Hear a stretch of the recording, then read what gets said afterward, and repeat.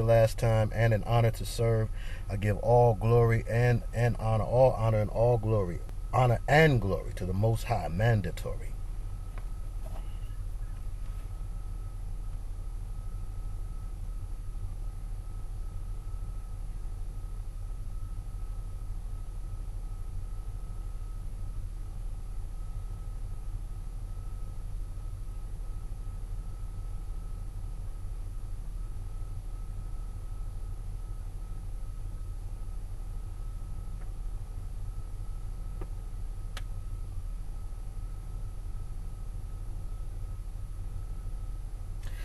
That sounds great to me. Anything to be of service to the body of believers in these days and times.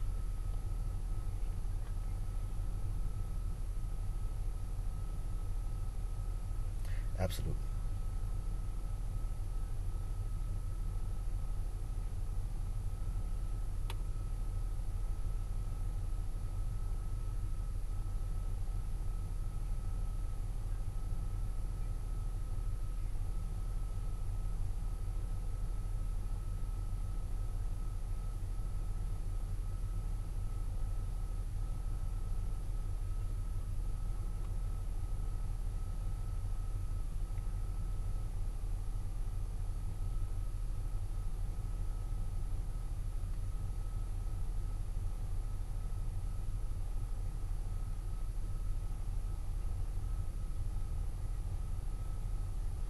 Oh wow.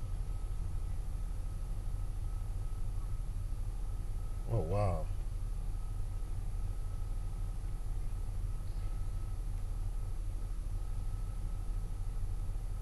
Wow.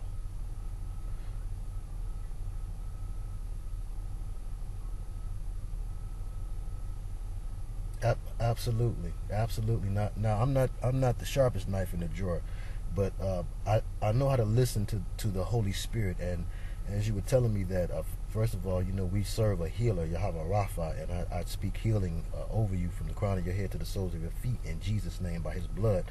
But the word that the Holy Spirit was giving me was chemicals, chemicals, and we overstand the word chemicals has the root of chem, which is not just a bald head singer from my hometown, Detroit, but chem is the root of the original spelling and name of the place we call Egypt. And it is also where you get chemistry and chemicals, all from alchem, Kemet. And we know that this was the land of magic and witchcraft. And the fallen angels first came down and put it down and gave all of the sciences and technologies that we use today for granted, that we take for granted and that we trust so much in today. These things, according to the books of Enoch and the book of Joshua especially, but we can also find evidence in all throughout the Old Testament and in Genesis as well.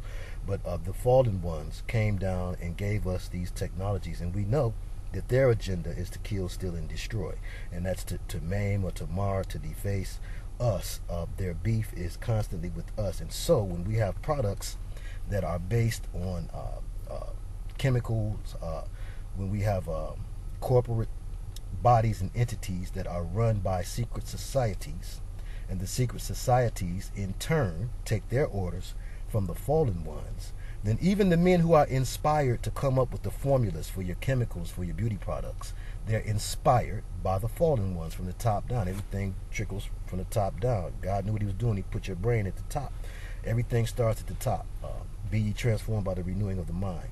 But because of the fallen angels' intervention in mankind's inventions, we have a lot of poisonous products, and unfortunately for the sisters, I hate to say, Barak El, I believe, was the name of the. No, that's the fallen one who brought the astrology. But the book of Enoch lists each fallen angel and what they brought down, and cosmetics is on that list, unfortunately. But then what do?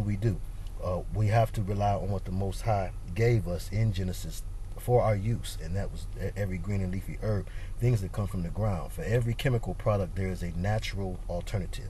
The problem is sometimes we may not know what that is, or it's often not easily accessible, either because of availability or finances.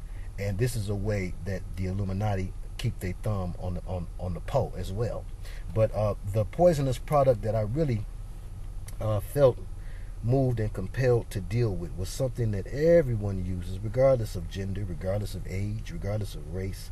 And it's such a commonly used product, an overused product, that we don't even pay much attention to it overall, and that would be music. We buy so much music and things that deal with entertaining ourselves, because we live in such a land of illusion and confusion. We spend so much time trying to keep ourselves occupied so that we don't think about the realities of the ill stuff going on around us. So entertainment is a big part of our lives in this matrix that we live in. It helps to keep us in the spell, and we mistakenly think that it helps to soothe us. So what I wanted to do was break down not the normal things that we've heard about music and the Illuminati, but I really wanted to deal with the subtleties, the old school and the smooth music, and how that poisonous product affects us on so many levels.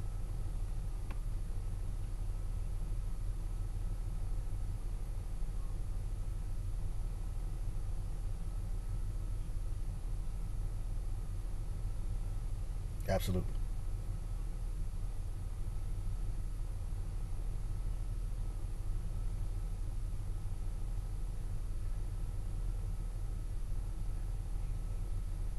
Good word. Hmm.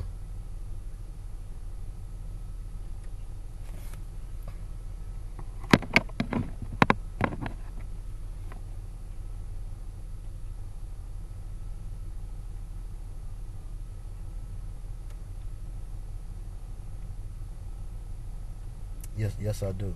Well, some scriptures come to mind, and I'm asked that question quite often. So what do we do? What do we listen to? And some scriptures come to mind. First of all, we don't operate out of fear. We shall take strong poison and not be affected, because the Most High knew we would be in a situation that we're in, where so many things around us are designed to kill us that it's almost impossible to avoid contact with any of them. So then what do? It comes to mind, bless it and eat it. Well, if I'm somewhere where I can't get away from the earth, wind, and fire music that's playing, I'm not going to go crazy or get fearful or jump out the car. We have to be wise as serpents and gentle as doves. And what Hosea said was that our people would perish for lack of knowledge. So it's about our knowledge. And what I found with the spells of the old school music and the smooth music, such as Sade. I was just at dinner, actually at a Purim celebration with some Messianics, and the conversation had came up that I was about to do a radio interview and what it was about, and I had to go off into a little spill about Sade. We're told that our enemy, the adversary, was more cunning, that's subtle, or slick, smooth, than any of the beasts of the field. And sometimes, like you said, we harp on Jay-Z or Lil Wayne, Beyonce, and yes, they're heinous and treacherous too for being involved in these things knowingly. But we also have to be cautious of things that slip past our subconscious mind, because there's no obvious alarm there. There's no obvious red flag. They're not cussing. They're not fussing. The music is not aggressive.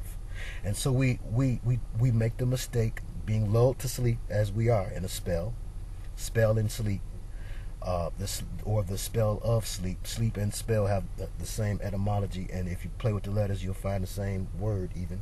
But we're lulled into that spell of sleep by smooth music. And the Most High had me to go through an extensive study of R&B and of our music, quote unquote. What our people like to jam off to when we listening to music and playing cards, or a barbecuing, a family reunion.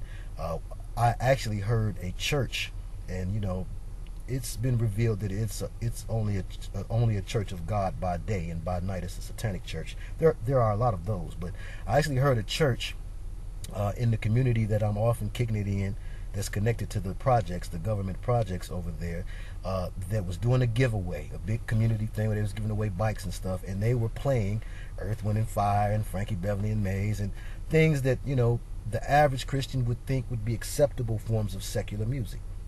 But, you know, that's kind of a double entendre for a Christian. There's no acceptable secular. So what I always suggest for believers to do is to examine the music and to examine it consciously. You know, no, we don't run. Only the wicked flee when no man pursueth. The righteous are as bold as a lion. So we have to be able to stand in the face of the devil, be aware of his devices, and know about the wiles of the enemy, and still be able to stand there in the conquering spirit of the Lion of Judah. And we can do all things through Christ that strengthens us. So we're going to examine some of those songs because we know them, and it's a good way to make a common frame of reference when you're talking to other believers. You know, some people you may not be able to bring to the Lord by the goodness of God, but you can bring them to the Lord by the darkness of the devil. And I found that this was one of those subjects. I could show people some things in Sade and Tony, or even the Whispers, and get them to realizing, okay, I need to pay more attention. Like my grandma used to say, she didn't say attention. I need to pay more attention to what's going on around me. So that's what I wanted to look at today, and the duality aspect, because these are two lesser known and least talked about parts of the dynamic of music and the Illuminati. And in the duality lesson too, and not to cheat the Unplug 'em channel viewers who like to check me out on YouTube, because I'm going to do another lesson on that on YouTube about the duality thing. But the duality issue is seldom spoken of, as well as the smoothness or the R&B Illuminati presence. So those two things go hand in hand, and we're going to work that in as poisonous products, because they are poisonous products, and they are products that we all consume each and every day. And I'm sorry.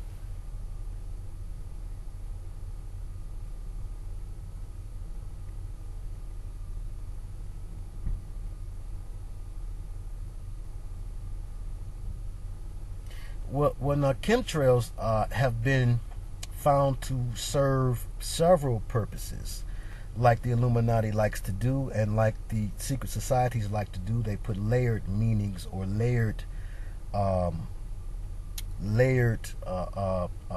aspects of a weapon. So the chemtrails do their job to, of course, poison the crops and poison the land, because when you're dropping barium on people and aluminum on people, that's not good for soil. But it also has a mind control application and a tracking device application. Barium, when ingested, breathed into the body, will cause the body to glow in the dark, through infrared and black helicopter technologies. They can find you because of the traces of barium in your blood. It will cause you to light up like a Christmas tree on their radars. Then secondly, it has a mind control application, because as it falls from the sky, the first place that it hits is the head. And we have found a lot of research that that's not just to make you sick physically, but that also has an effect on the mind as well. When we think about the reflective properties of aluminum is something that's used. Some of the people that make fun of conspiracy theories will talk about, how you got a tinfoil hat on. Well, that's because everybody knows that the properties of aluminum make it very. It's reflective, yes, but it reflects and deflects energy. High frequency radio waves and microwaves have a hard time penetrating through aluminum. But on the other part of that also, aluminum is a metal, and it is a conductor, a high conductor. And so they are able to, through the use of the HARP technologies, pumping certain energies through the air, and the ELF towers and the electronic frequency towers all around us, the cell phone towers and the things that we think are cell phone towers, pumping energies all throughout to try to keep us crazy. Ephesians 2:2, the prince of the power of the air, being Lucifer, doing these things throughout the air. The tinfoil, the aluminum and the barium that they drop on the head is also to help increase the effects of harp on the mind. And one reason why the world is going crazy for a quarter, left and right, is not just because of the TV shows and the programming through the music, which is a poisonous product, but also through the combination of chemtrails and the harp machine, pushing lunacy and confusion through the air and into us, into our minds.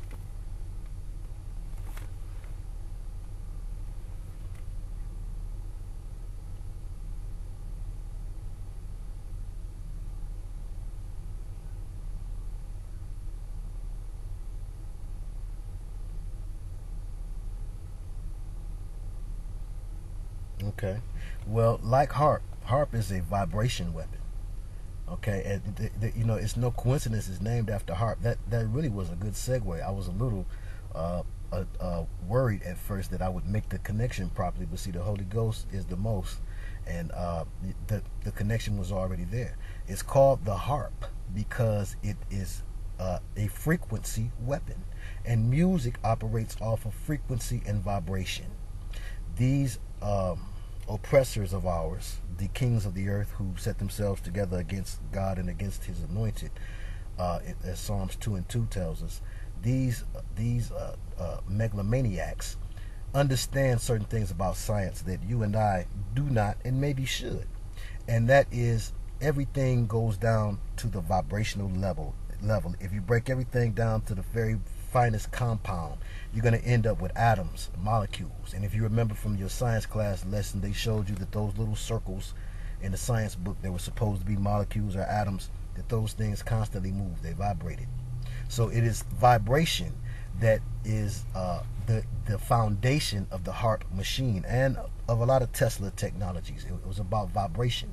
And so music itself is vibration. When you sit in a car and somebody's got some powerful wattage on their kicker back there, you can feel the vibration all in your chest. And it can interfere with your heartbeat if somebody has enough wattage. So and even the beat of the heart itself is a vibration. So we're talking about beats and also rhyme. The vibrational aspect is the music itself, but the spell is in the lyrics, and they sneak the spell past you by manipulating the vibration in such a way as to lull you into a state of comfort or sleep. It's called R&B, rhythm and blues. The rhythm is the beat. The blues, you see, we know that derives from, they say, the slave hymns. When the slaves would sing the sad songs while they were working in the field. The gospel was born from that. Gospel music was born from that, and the blues was born from that. So we're talking about a negative emotion, a negative vibration, a low frequency vibration. The blues, how you feel today? Oh, I got the blues, man. And then you listen to the blues. Oh, my dog died, my woman done left me, my house is in foreclosure.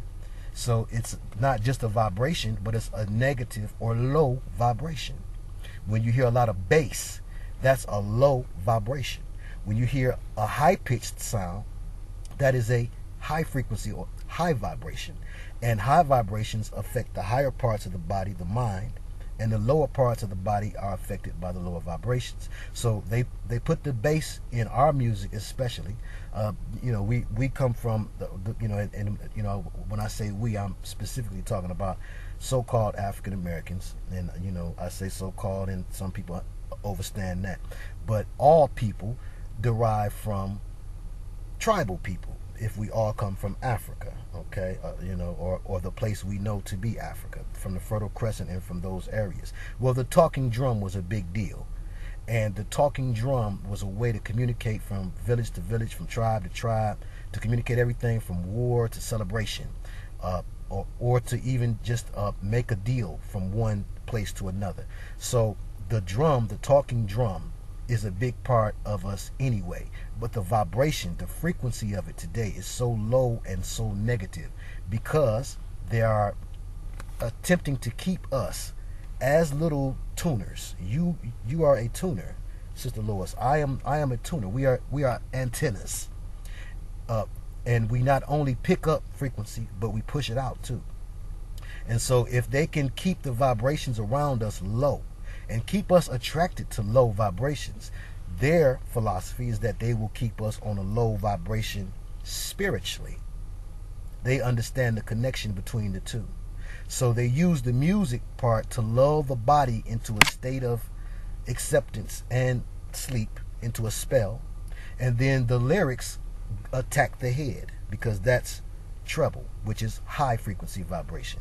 If you notice, when you're trying to bring out the words in your car, you'll turn the treble up, So that's the high frequency. The high frequency goes straight to the head. The low frequency goes to the lower parts of the body. You may have seen, on videos or live and direct in the club or just in the hood in the parking lot. I have seen where, a brother come through with the truck with the big bass booming and the girls just get low. There's a reason they get low, and they call that getting low. But it has to do with that low vibration.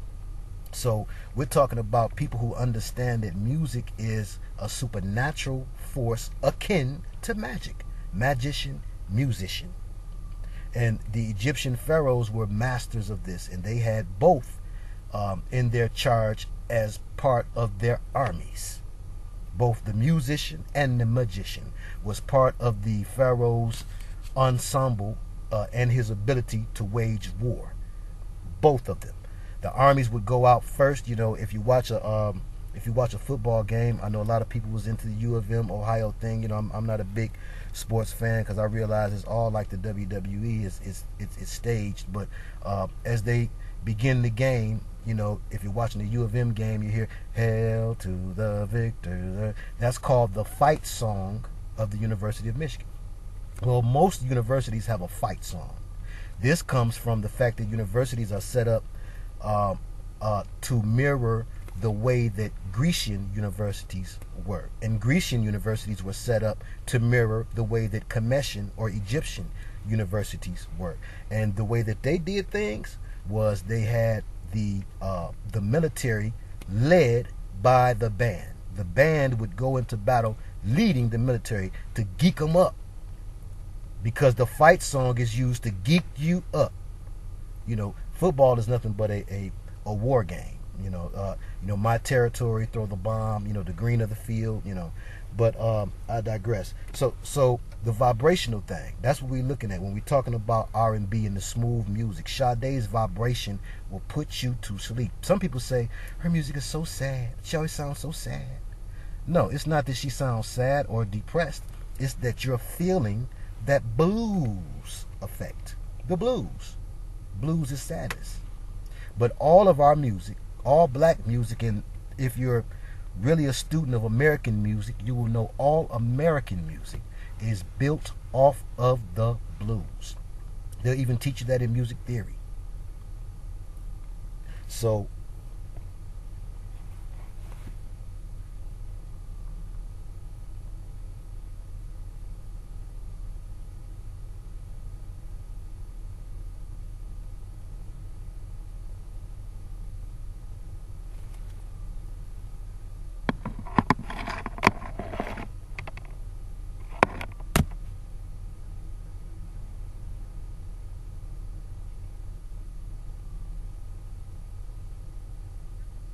yes, it does. Yes, it does. Yes.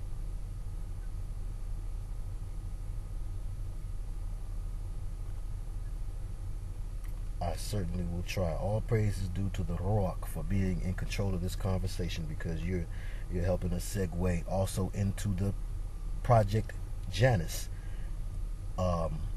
phenomenon, which is what we're really talking about when you talk about them changing. But let's go to the first part of the question, and then we're going to get into the duality of Project Janus, how two individuals are created out of one. Okay, first is the how do you get into it? Well, just like myself, I'm a bloodline musician, and most people who make music are bloodline, meaning it runs in the family. Oh, I can sing, and my sister sing, we all have heard that.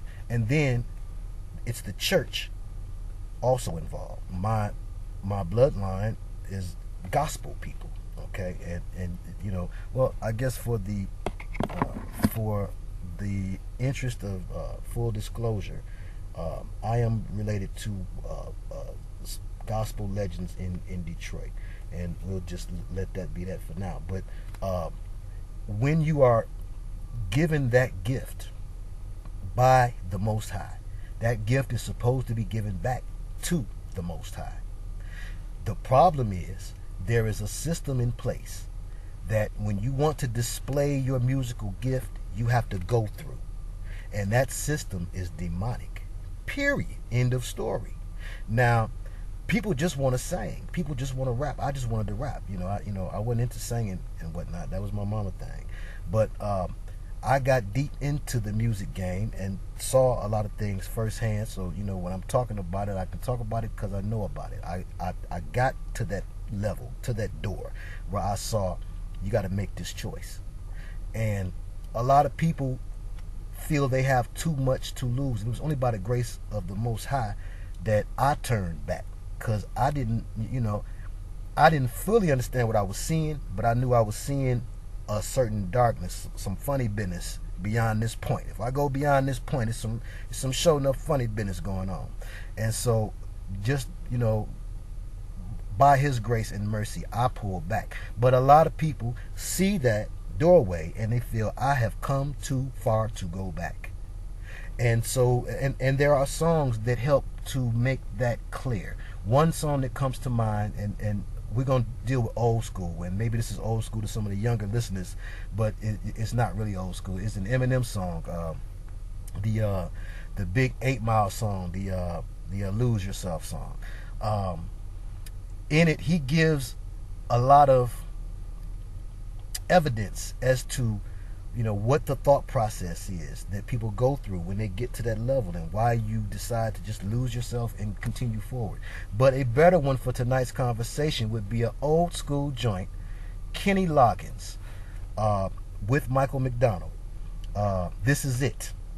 You see, you get to a certain level and your back is against the wall, and you either turn around and go back home with your tail tucked between your legs and have to admit to everyone, hey, y'all, I banked everything on a dream and I found out that it wasn't what I thought it was, and I'm back home.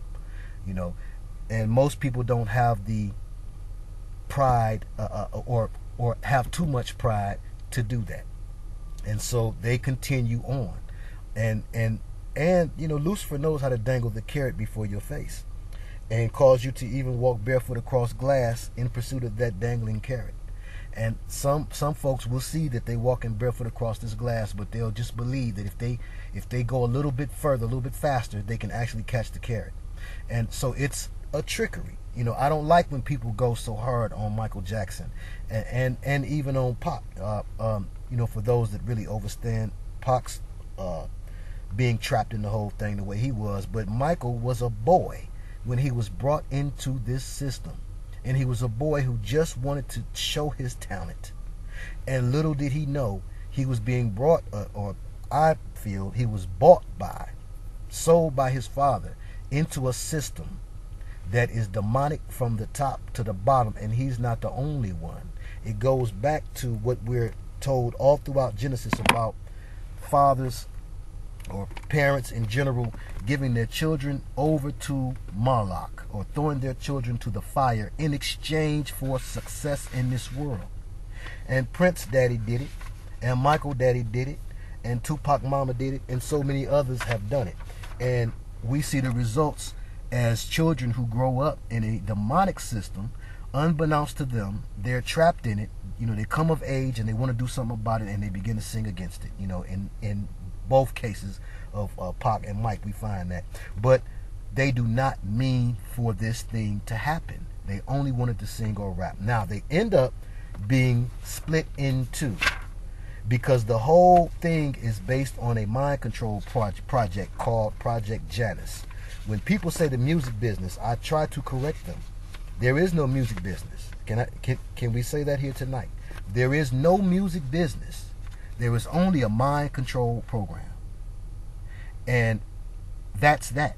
The mind control program is disguised as an industry that we call the music business or the music industry. And yes, millions of dollars are made from all of the offshoots of that industry, but it still stems from a mind control program. So they put Pac, they put Michael, they put these children that we know as legacy singers, people who come from a bloodline of musicianship, because musicianship is a gift from God, and the devil wants to take that gift over. So he loves to take people that come from a gospel background or that come from a revolutionary background, as in the case of Tupac, and distort them.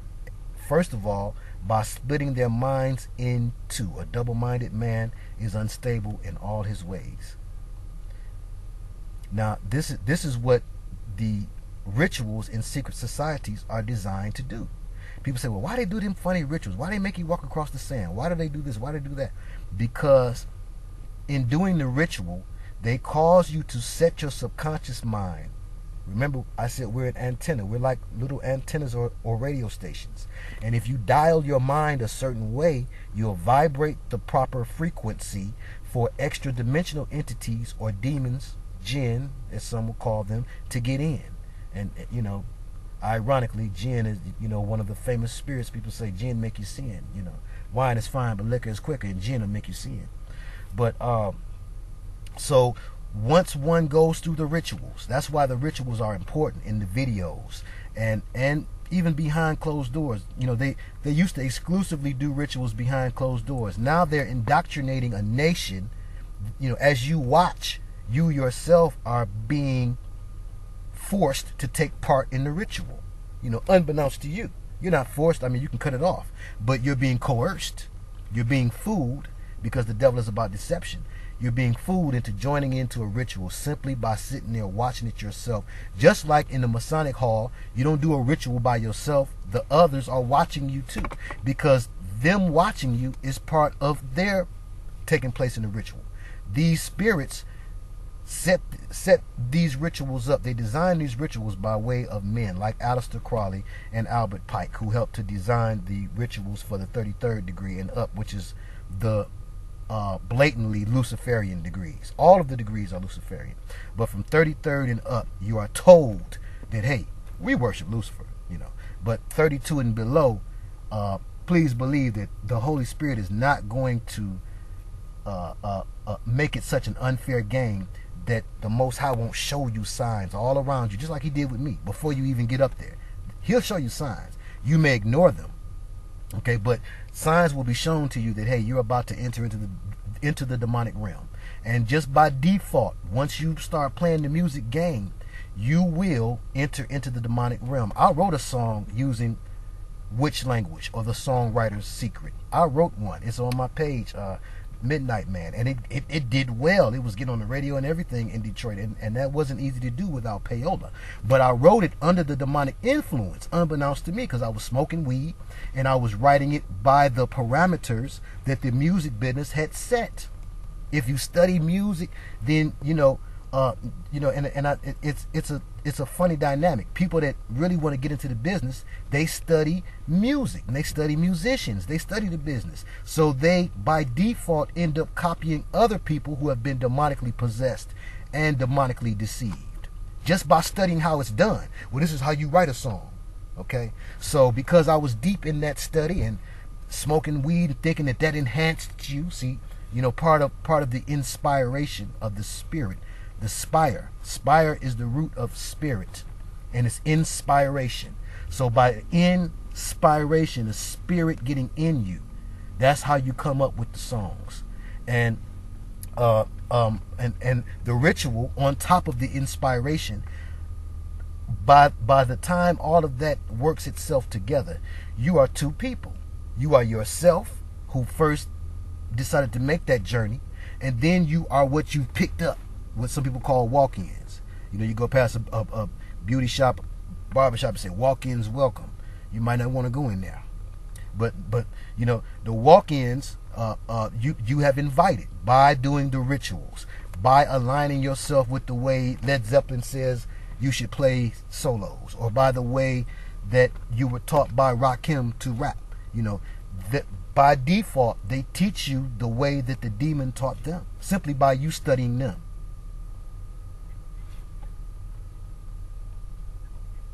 Absolutely.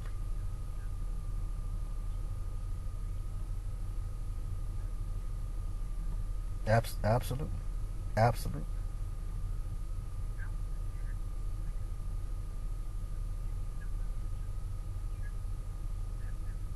Absolutely.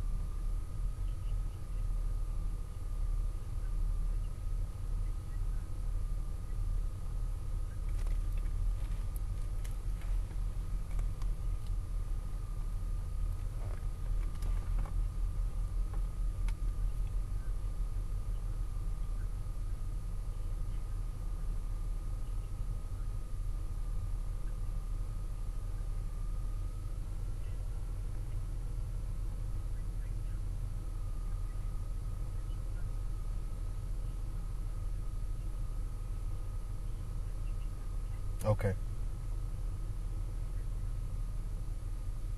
All right.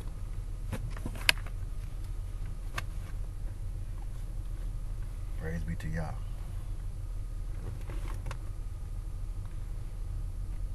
Continually guide my tongue, guide my mind.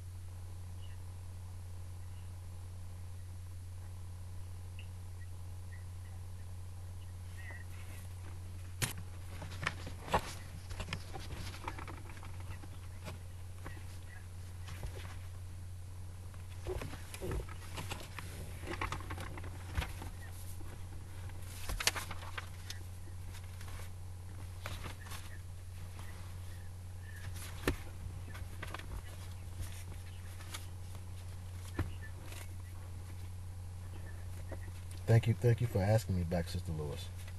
It's a pleasure to serve.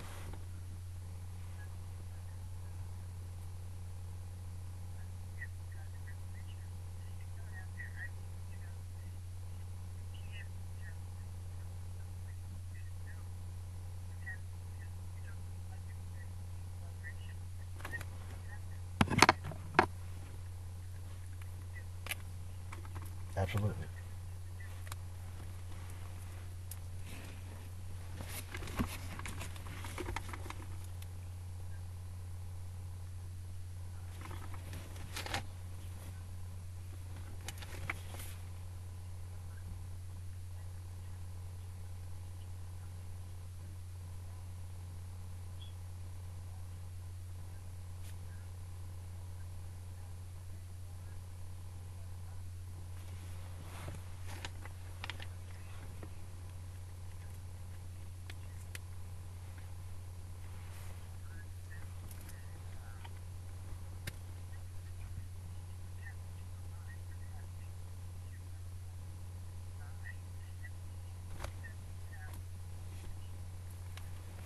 Absolutely.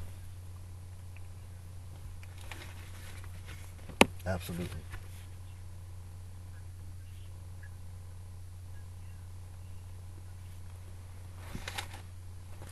Absolutely. Let me relate a little anecdote to even drive that part home. There was a man who said that he was listening to some Eminem lyrics, and he just blacked out, and he killed his wife and his children. He called 911. A lot of people are familiar with that news story. Do you know that that is what is supposed to happen to all of us when we listen to the music? It is by the grace of the Most High and evidence that there is a true and living God, that we do not all black out and kill our families from listening to these things. This is how it's designed. A friend of mine and a comrade in the Detroit music wars, a brother named Proof, who many may know as the man that trained Eminem. If you really know who he was, he trained M and brought M into the brotherhood of brothers, because Detroit is a very segregated city. And even 8 Mile tried to show you that, where black folks kick it on one side and white folks kick it across 8 Mile.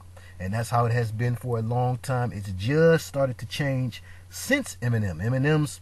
Eminem's prominence was partially put out there to help change that dynamic into the Detroit that we're seeing now, the new Detroit of RoboCop's old Detroit and new Detroit. Well, anyway, Brother Proof had relayed to us that they prayed over their master tape. And when I say prayed, I mean he said that they went to a 13th floor meeting, and there wasn't no 13th floor. When you get on a high-rise elevator, especially of an older building, Detroit has a lot of old Gothic big skyscrapers that come from when they first started putting skyscrapers up. And Aleister Crowley went to Detroit in 1915 and 1919 and did some workings there, some rituals there. So it was an old world city of great prominence before it became to be the hardcore ghetto that people know for it to be today.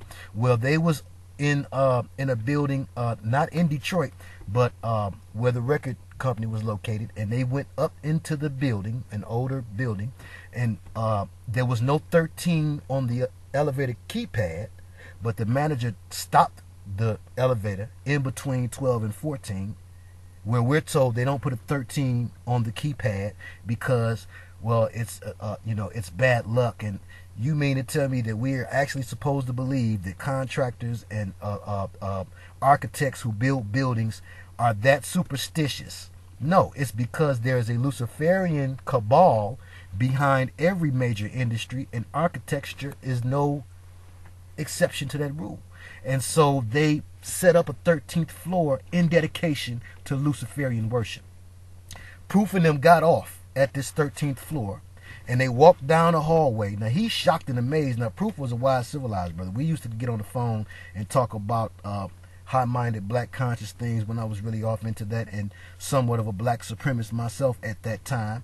We really would get off into, these higher concepts and conspiracy theories. So he wasn't no fool, is what I'm saying. He goes into the meeting, him and the other members of the group go into the meeting, into a conference room where there's a conference room table set up on the top of which is the master tape. The master tape is the tape that you burn the slaves off of. They're called slaves. The copies are called slaves. And the master tape was sitting in the middle of a pentagram where there was a candle on each point. Now, this is what Proof tells us when he relays this back to his Detroit family. And it was a small, intimate little community of people that was good at rapping, so we all knew each other. And he let it be known that they did this ritual over their master tape for the album called Devil's Night. Well, that was no isolated incident. They do this. They do this thing. And the spell that they're told when they walk into the room, there's a guy there in ministerial robes, and they're told, hey, this minister's going to pray over your master tape. He's done it for so many other artists, blah, blah, blah. Oh, it shoots up your sales 80-90%. And so we want you guys to do it too. We want you to join hands with him around the conference room table, around your tape, blah, blah, blah. If you look at the old school video for the Eurythmics, Sweet Dreams Are Made of These, they actually caricature this ritual in that video with the and the bull and cow imagery that's in that video. Also, you can find in Sade's Sweetest Taboo video. Okay, but once we have the clues, and Proof is a hero. He is a hero, should be a hero to musicians and rappers all around for getting this information out. But he's sure enough a hero to the Detroit rap community, and that should be one thing that's never forgotten, that he gave us that. He let that information out, and he paid for it, I believe, with his life. I do not believe that whole suspicious death that he suffered on 8 Mile was happenstance or due to his violent tendencies, because he wasn't that type of brother.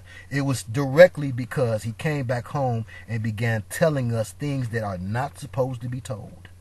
Okay, and he paid for that with his life. So this is not a joke, and it's not a game, though you play it the same. So now he told us about this, and this is what they do over all of your master tapes, over everybody's master tape. So we're all supposed to hear the stuff and go crazy. It's only by the grace of God, only by the Most High, Ahaya Yahweh, that we do not. That there is something protecting us, something that keeps the babies. And think of all of the ghetto girls who play this music around children, and then they wonder why the children act so bad. Ooh, he's so bad, like it's something cute. But yeah, that so it's supposed to happen to everybody, but it doesn't, and it's to the grace of God. But now I wanted to, before any calls come in, I wanted to sew up a couple things that I dropped and didn't quite sew up, and that's the Sade. I gotta just name the songs, and then the people can do the research on their own. If you look at Sade's Cherish the Day, and you look at Soldier of Love, and you look at Sweetest Taboo. Sweetest Taboo shows you the bull god images and the Rain Man images. The Rain Man we know from looking at people like Forerunner 777 and different researchers of the Illuminati in music today. People know that one of the code words that they call the spirit that they worship in music, or Lucifer or Baphomet, is the Rain Man. Well, they also called him the Boogie, and he also was known by the Funk. Look at Michael Jackson, blame it on the Boogie. But also in ancient Egypt, the bull god was the god, or sometimes depicted as a cow, but a cow ain't nothing but a female bull. But the cow or bull god was depicted as the god or goddess over music, Hathor, which was really a goddess over music. But sometimes they'll use the bull. And Kid Rock even has the famous song, I Am the Bull God. And, he perpetrates that he's from Detroit. He's not from Detroit. But the law of duality and the law of reversal, also, I want to shoot those out. Now, if a person looks at Sade, Soldier of Love, follow the lyrics, and follow the lyrics to Cherish the Day. Cherish the Day is about her cherishing the day that Lucifer comes to rule. She even stands up on top of the Empire State Building. She's in the Empire State, and they show the Empire State Building prominently throughout the video. And she's up there producing the music that's causing the people below to fall into a trance, to fall into a feeling. And she even says in the song, she says, if you were mine, I wouldn't want to go to heaven. Okay, Charlie Wilson says in You Dropped a Bomb on Me, he said, just like Adam and Eve said you set me free. You know, and we hear these things and we assume that it's talking about a woman. He say, you took me to the sky. I've never been so high. When Stevie Wonder say, you took me riding on your rocket, gave me a star about a half a mile from heaven, then you dropped me back down to this cold, cold world. We assume it's about a woman. When Anita Baker and Angela Winbush saying Angel, you know, you a sister. I'm sure that you don't call Brother James Angel. You know, but we are put in the frame of mind, a silly frame of mind, that we are to think that they're talking about a love interest, when in reality they're talking about a spirit. Silver Shadow by Atlantic Star is another great example of that. So, okay, so those are out there now for people to look on their own. It's on record. But now the other thing that we didn't really tie up was the duality. You asked me a great question. How do they start off being one person and end up being another? Consider these names: Duran Duran, Sirhan Sirhan, Mary Mary, Tony Tony Tony, Scotty Scott, who was one of the twin lead singers of The Whispers. And we know that one of the names for Satan in Hebrew is Nakash, which is really the serpent or the whisperer. Philip Phillips, who won the American Idol not too long ago. Hannah Montana, which Hannah is the duality there. We're talking about Project Janus. Janus was a two-headed god, a two-faced god. So they create two individuals, and oftentimes they will signify that through the name. I don't know what Scotty Scott's real name is, or the Whispers, but I doubt if it's really Scotty Scott, because that exemplifies Project Janus to a T. Not only is his name double, but he is one of a twin set of lead singers. Okay, then of course you got the Olsen twins. You got Tia and Tamara.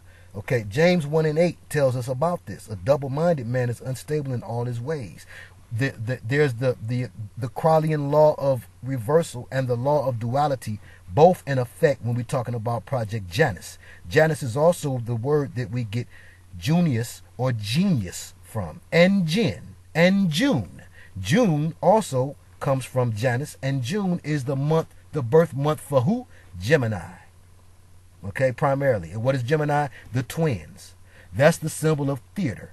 Tupac, his name was Lesane Parish Crooks, and that's a whole nother thing that, you know, I'm gonna deal with that on a video tonight, probably after this. But Tupac, you know, it was the duality. You know, yes, it was supposed to be spelled T-U, but we know that on the records and stuff they spelled it with a 2. It had to do with duality, and everybody would tell you, well, he wasn't that thug that he portrayed and blah blah blah. Sometimes he was a thug, and sometimes he was a intellectual black superhero. Okay, but it's the creation of two people, the double mind, the instability of that. That's what they do through the ritual. They create two people. Then you have the Crowleyan law of reversal, where one of the people will be the opposite sex. Prince said, who was also a Gemini, in his famous interview with Oprah, where he also admitted that, like his father did with him, he gave away his baby to the system. He all but admitted it when Oprah asked him about that baby, and he went to moonwalking and backpedaling and hemming and hawing.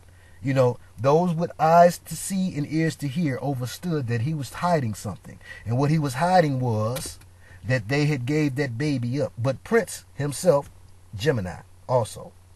Okay, and representing that duality. And he said in the interview that he has another person living in him.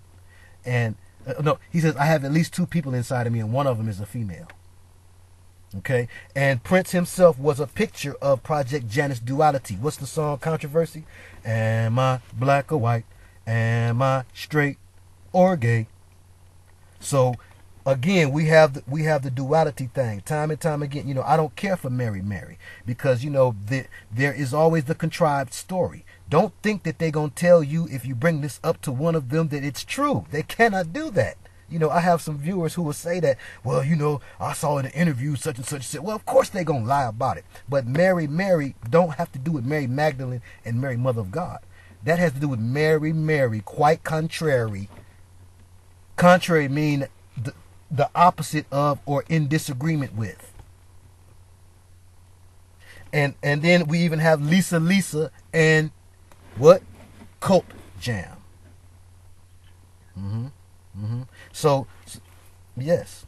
So that's a big part of Project Janus, that you change your name. We don't know a lot of entertainers' real names, but there's a name changing, and there is a duality where another being is inserted into you. Sasha Fierce, Beyonce. You turn the Sasha backward, and you will have, phonetically, you'll have Isis. So they put actual other beings in you. So when we're worshiping the stars, it's just like thousands of years ago when they worshiped the stars. The same way, the gods. And these false gods, or these fallen beings, these fallen entities, now inhabit people that we look up to, so-called entertainers, and we revere them. We worship them. They still getting their worship. It's thousands of years later, and they're still receiving their worship. But now they do it in the disguise of entertainers. When you're looking at Lady Gaga, you don't know who you're looking at. Whoever used to be Lady Gaga is only a small portion of what you see. You're seeing the entity.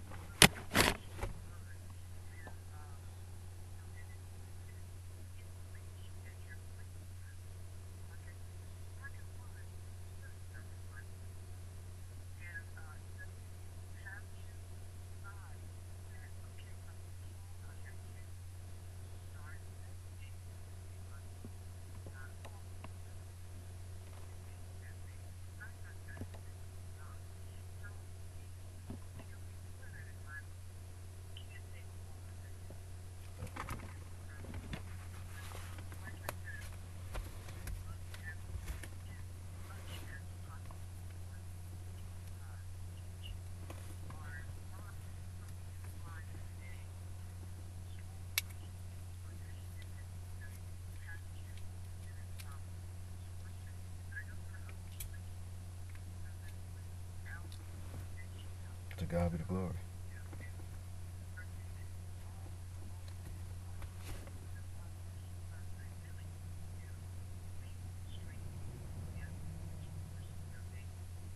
Absolutely.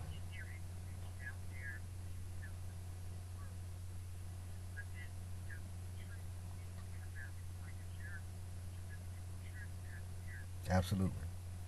That's right.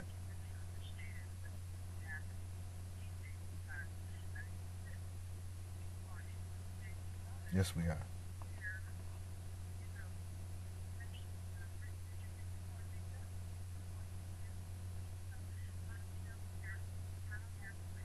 Absolutely. Say that. Yes, that's right. Absolutely.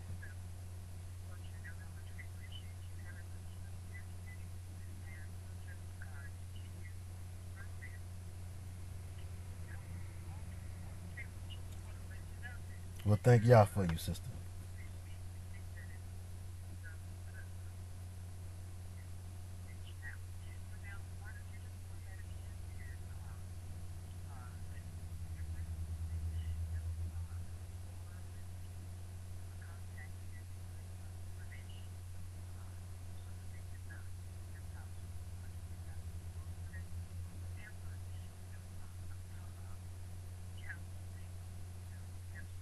Absolutely, absolutely. I thank you again, Sister Lois, for your platform, and I apologize for my long-windedness. Lord knows I try to work on that. But any anybody who wants to reach me can find me on YouTube, Unplugem, UNPLUGEM. But more importantly than that, this is a ministry, and the ministry is a temple of the truer Yahshua. And you can contact us through that same avenue, through YouTube. That's how we disseminate our sermons. And you can also contact me by phone, 313-208-3672. And if you leave me a text, if you don't get through, I will get back to you. And email, unplugem@gmail.com.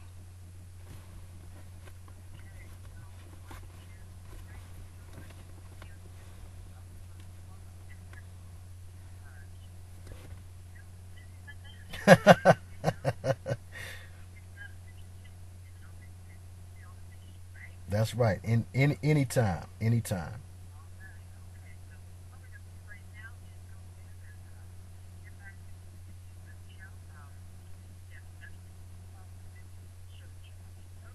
All right.